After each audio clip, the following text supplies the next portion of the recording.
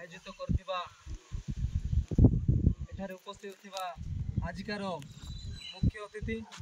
जे कि राजीव गांधी हमर कांग्रेस दलर युव नेता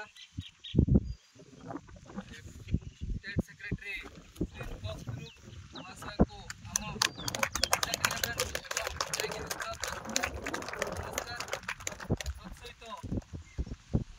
कोरापुट डिस्ट्रिक्ट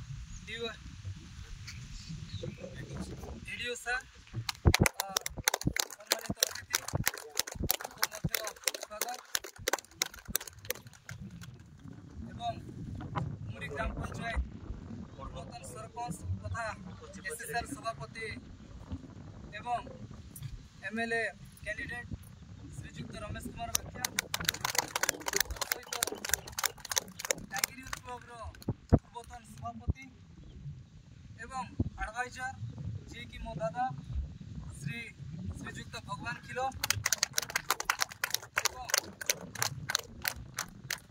उमरी ग्राम पंचायत नाइक सरपंच मैडम खिलोकोट ग्राम वार्ड मेंबर मैडम सहित आम एग्रीकल्चर सर एवं उपस्थित मीडिया बंधु जे कि पाणी भाईना एवं लंकापुट मंडी आसीथिबा बड़ भाई एवं उपस्थित थिबा समस्त खेलाड़ी वृंद टाइगर यूथ क्लब समस्त मेंबर्स लेजेंड 11